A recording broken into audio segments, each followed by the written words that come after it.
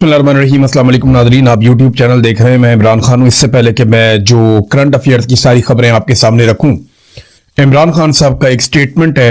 इमरान खान साहब ने जेल में जो मुलाकात की है उसमें बैरिस्टर सलमान सफदर को कुछ चीजें कही थी। एक तो कुछ खबरें झूठी चला दी गई कि इमरान खान साहब ने यह कह दिया कि अब इस्लामाबाद एहतजाज करने कोई नहीं आएगा या कोई भी इस्लामाबाद का रुख नहीं करेगा या कोई मार्च नहीं होगा। तो इसकी उन्होंने तरदीद की। उन्होंने कहा जी ऐसी कोई बात उन्होंने नहीं की। दूसरी कुछ और बातें भी उनसे मंसूब की गई बिला वजह, लेकिन वो बातें सारी झूठी हैं। इमरान खान साहब ने क्या कहा, ये ऑफिशियली पाकिस्तान तहरीके इंसाफ ने जारी कर दिया। सलमान सफदर साहब ने कहा कि इमरान खान ने मुझे बताया कि मैं 3 माह तक जेल का सुपरिटेंडेंट अब्दुल गफूर अंजुम उसे बताता रहा कि मेरी एक आंख में बिनाई का मसला आ रहा है, लेकिन उसने इस पर कोई कान नहीं धरा। कई दिन तक मेरी एक आंख की बिनाई 100% तक चली गई थी, यानी बिल्कुल उस आंख से इमरान खान साहब नाबीना हो गए थे, देख ही नहीं पा रहे थे। मुझे डॉक्टर आरिफ ने बताया कि इंजेक्शन लगाने से बिनाई में 15% बेहतरी आई है। उसके बाद से मेरी बिनाई में कोई बेहतरी नहीं आई। मैं बिल्कुल भी इस इलाज से मुतमईन नहीं हूं। मैं मुसलसल कहता आया हूं कि मेरे जाती डॉक्टर्स को बुलाया जाए ताकि पता चले कि आंख में ब्लड क्लॉट या खून का लोथड़ा आने की असल वजह क्या है, बुनियादी वजह पता चल सके, लेकिन मुसलसल इससे इनकार किया गया। मैं काफी अरसे से अपने डेंटिस्ट से भी चेकअप करवाने का कह रहा हूं, लेकिन उसे भी नहीं बुलाया गया। मुझे और बुशरा बीबी को 24 घंटे कैद तन्हाई में रखा जा रहा है। बुशरा बीबी की भी आंखों का मसला आया और 2 हफ्ते बाद वही मेडिकल बोर्ड उनका मुआयना करेगा जिसने मेरा मुआयना किया था। देखिए, इमरान खान साहब कहते रहे जेलर को और 3 महीने तक कहते रहे कि मेरी आंख की बिनाई जा रही है, मुझे दिखाई नहीं दे रहा। मैं ये मानने के लिए तैयार नहीं हूं कि पहले 15 मिनट में या 1 घंटे में आसिम मुनीर साहब को यह नहीं पता था। आसिम मुनीर का सबसे हाई प्रोफाइल कैदी इमरान खान है। मैं आपको कैटेगोरिकली और क्लियरली ये बात बता रहा हूं क्योंकि मैं इस सारी सूरत से गुजरा हूं। इमरान खान कानून का कैदी नहीं है। इमरान खान किसी अदालती फैसले के नतीजे में जेल में बंद नहीं है। ये सिर्फ आसिम मुनीर साहब की जेल में है इमरान खान साहब, और फील्ड मार्शल आसिम मुनीर के ही कैदी हैं इमरान खान साहब, और उन्होंने ताकत के बलबूते के ऊपर निजाम को कंट्रोल करके इमरान खान साहब को जेल में रखा हुआ है। जैसे कि उन्होंने एक जाली हुकूमत बना के उसको भी इक्तदार में रखा हुआ है। तो इमरान खान साहब के साथ इतना बड़ा इश्यू हो गया, मैं ये मान ही नहीं सकता, और ये मुमकिन ही नहीं है कि पहले ही दिन आसिम मुनीर साहब को पता ना चल गया हो कि इमरान खान साहब की आंख की बिनाई जा रही है। लेकिन 3 महीने तक वो बताते रहे और इग्नोर किया जाता रहा। तो इसका क्या मतलब है? इसका मतलब यह है कि इस मुल्क में फील्ड मार्शल आसिम मुनीर साहब को या निजाम को किसी किस्म की कोई फिक्र नहीं है कि साबिक वजीर आजम और पाकिस्तान के सबसे मकबूल अवामी लीडर के साथ जेल में क्या हो रहा है। यही कायदे आजम के साथ किया गया, यही फातिमा जिन्ना के साथ किया गया, यही जुल्फिकार दी भुट्टो के साथ किया गया। इसी तरह पाकिस्तान को 2 टुकड़े किया गया और आज फिर हम उसी का एक मरतबा फिर रीटेलीकास्ट देख रहे हैं। पाकिस्तान में ऐसा ही होता रहा है बदकिस्मती से, और पाकिस्तानी हमेशा देर से खड़े होते रहे हैं। पाकिस्तानियों ने पहले हमेशा नुकसान उठाया और उसके बाद उस नुकसान के खिलाफ आवाज उठाई। तो इस मरतबा पाकिस्तानियों से गुजारिश है कि कोई बड़ा नुकसान हो जाए उससे पहले आप अपने हक के लिए आवाज उठाइए आइन और कानून के मुताबिक। शहबाज शरीफ और फील्ड मार्शल आसिम मुनीर साहब ने किस बुनियाद पे डोनाल्ड ट्रंप को 100% यकीन दहानी करवाई कि जैसे आप कहेंगे वैसा हो जाएगा, और मुकम्मल सपोर्ट उनको दे दी, जबकि पाकिस्तान के अंदर भी एक कंसेंसस बना नहीं है। नाज़रीन, पाकिस्तान में सबसे ज्यादा जो किट लग रही है ना, वो मौलवियों की लग रही है, जिन्होंने सारी जिंदगी पाकिस्तानियों को चूरन बेचा कि जनाब हम जेरूसलम जा रहे हैं, हमने ये कर देना है, हमने वो कर देना है। कोई नाम लेके दिखाए, कोई ये करके दिखाए, कोई ये वाली बात करके दिखाए, हम वो कर देंगे। उधर जनाब शहबाज शरीफ साहब के फोटोज आ रहे हैं बेहतरीन किस्म के, खुशगवार मूड के अंदर, अमेरिकन चीफ कांग्रेस के सदर के साथ, और जनाब साथ वफद के अंदर एक खातून मौजूद हैं जो प्रो इसराइल है बहुत ज्यादा, और उनको एक्सेस भी है शहबाज शरीफ साहब के जो है वो सीक्रेट फाइल्स तक, और वो ये क्लेम भी करती है कि पाकिस्तान इसराइल को तस्लीम कर ले और कर लेगा। तो ये बड़ी इंटरेस्टिंग चीज है। लेकिन इसके ऊपर जो सबसे ज्यादा मजा आ रहा है ना, वो मौलवियों का आ रहा है जिन्होंने सारी जिंदगी को हमको बेवकूफ बना के माल बनाया। ये मुल्ला मिलिट्री अलायंस ने मिलकर कौम को बेवकूफ बनाया और कौम को ये कहते हैं कि अपने जनाब फलानी भी जंग लड़नी है तो फलानी भी जंग लड़नी है, और इन्होंने बड़ी बड़ी तकरीरें की। लेकिन आज ये दोनों बिल्कुल ऐसे चुप बैठे, सुम्मुम बुकमुन, यानी बिल्कुल खामोश, चुप गुमसुम, चूड़ी निकल रही इनकी। और वजह जो है सवाल फजलुर रहमान साहब के, फजलुर रहमान साहब इस पॉलिटिक्स को जानते हैं और उन्हें पता है कि होना के बड़े जीरक सियासतदान है, उनकी सियासत इसके ऊपर खड़ी है उन्होंने स्टेटमेंट देने शुरू किए, लेकिन मेरा नहीं ख्याल कि एस्टेब्लिशमेंट के लिए फजलुर रहमान साहब को मुश्किल बनेंगे। अगर वो ये फैसला कर लेंगे तो फजलुर रहमान साहब कोई ना कोई रास्ता निकाल लेते होते हैं, यहां से भी निकल ही आएगा। नाज़रीन, अब आ जाए गंडापुर साहब वाले मामले पे। देखिए, परवेज खटक ने, महमूद खान ने, उस्मान बुज़दार ने और बहुत सारे इमरान खान साहब के साथी हैं, दोस्त हैं, असद उमर हैं, अली जैदी हैं, इमरान इस्माइल थे, बहुत सारे और लोग हैं, ढेर लगा हुआ है। सबने इमरान खान साहब से गद्दारी की, लेकिन किसी ने उनकी फैमिली पे हमला नहीं किया। यह हमला गंडापुर ने किया, और गंडापुर ने यह हमला उस वक्त किया जब गजा का और इसराइल का मामला पाकिस्तानी हुक्मरानों के सर पे चढ़ा हुआ है। तवज्जो हटाने के लिए ऐसा लगता है ये किया गया। भाई, इस वक्त गजा के ऊपर, इसराइल के ऊपर इनकी फैंटी लग रही है, उठा के एक नया टॉपिक छेड़ दिया।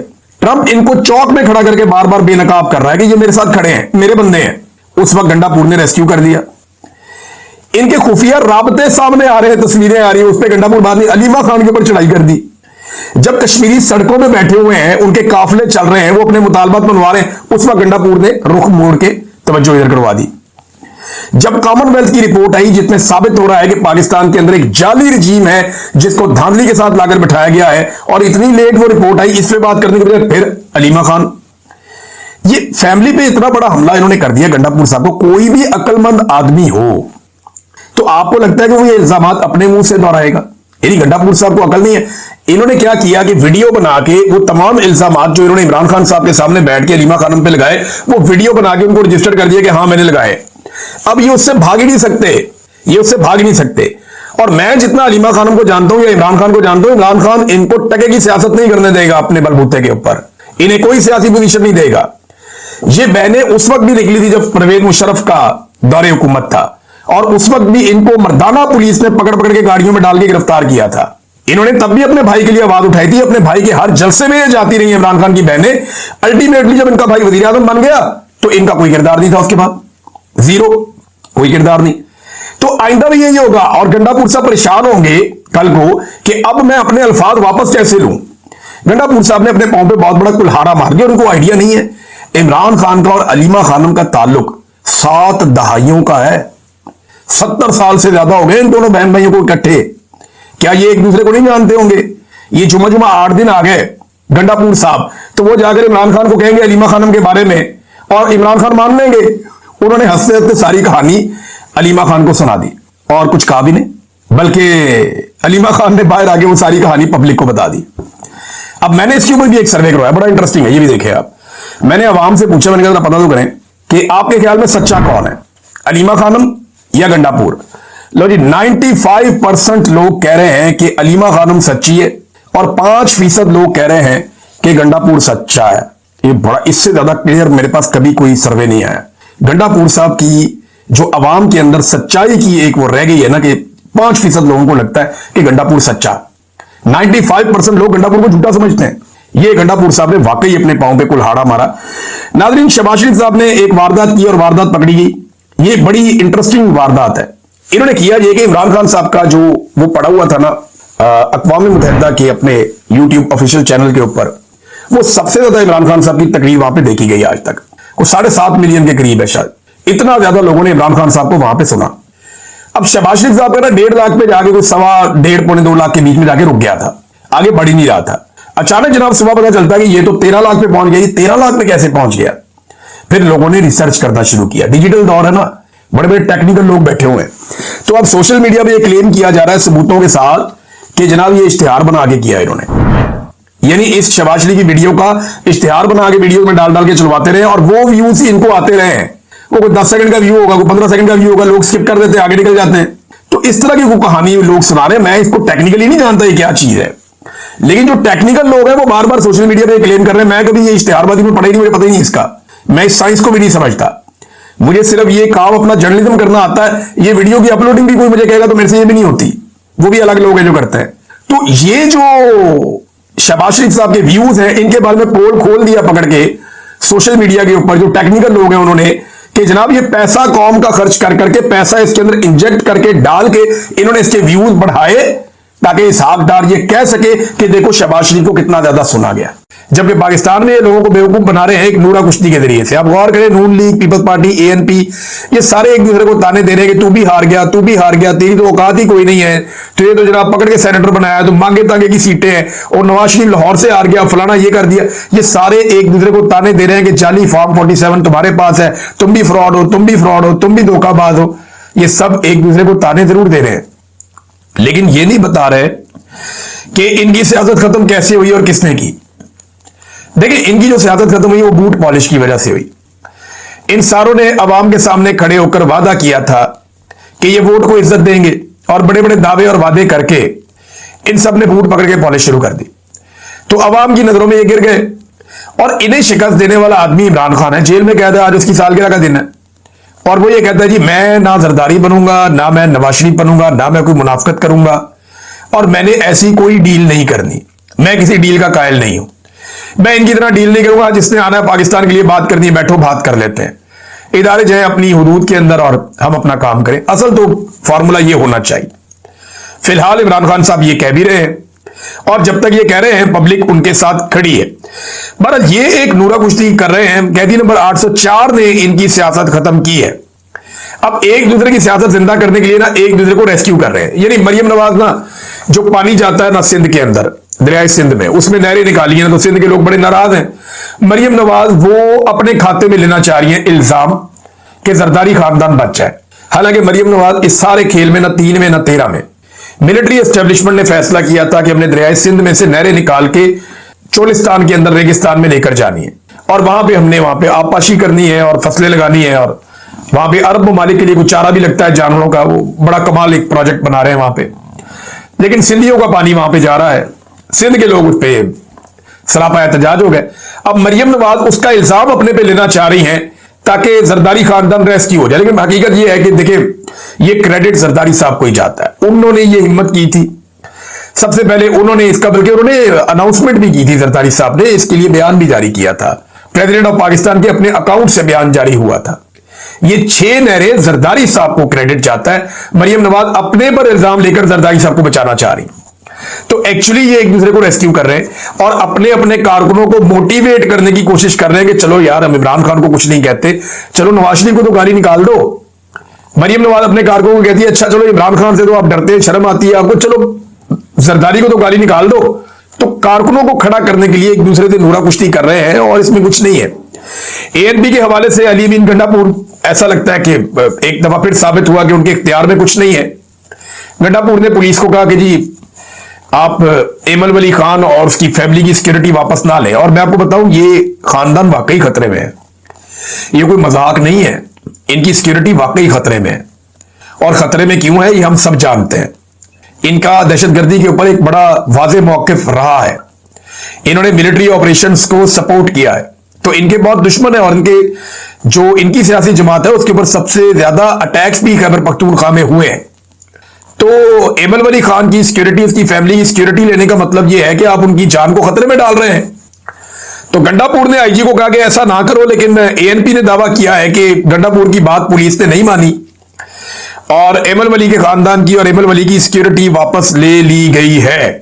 ये नाज़रीन गंडापुर साहब की इस वक्त औकात रह गई है। बदकिस्मती से मुझे अल्फाज इस्तेमाल करने पड़ रहे हैं, लेकिन ये हकीकत है, मैं क्या करूं।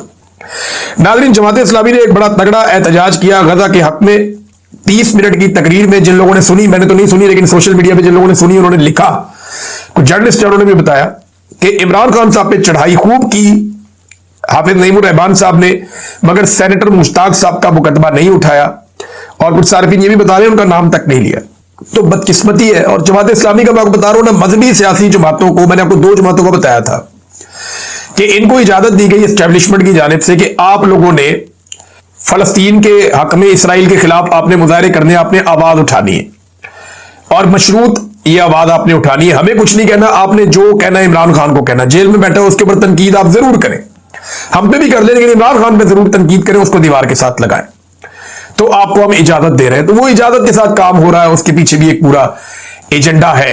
एक और चीज यह है नाजरीन के रोजाना पाकिस्तान का वजीर दिफा पूछता है कि यूरोपी निकल रहे हैं, हम मुसलमान बाहर क्यों नहीं निकलते।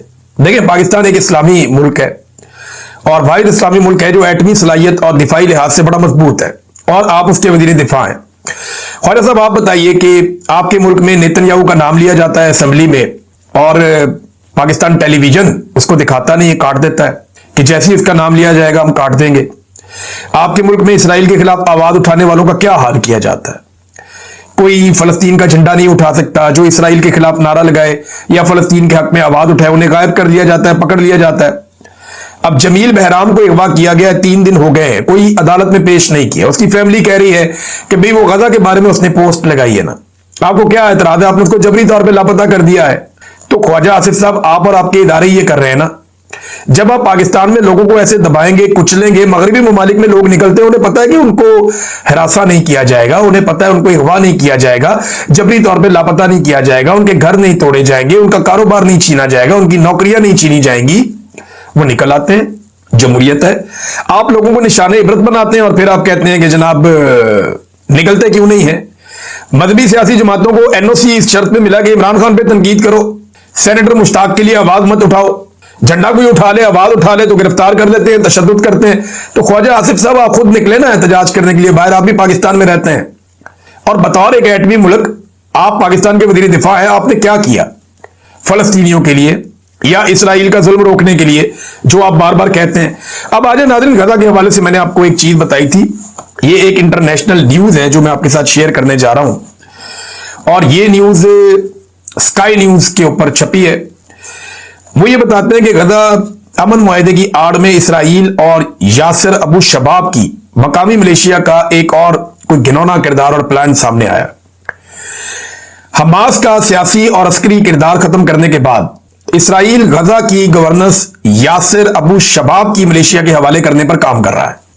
यानी आपने देखा कि शाम के अंदर एक ग्रुप आता है अल जुलानी, और वो अचानक से पूरे शाम के ऊपर उनका कंट्रोल हो जाता है, और इसराइल को कोई एतराज नहीं है उनके बेहतरीन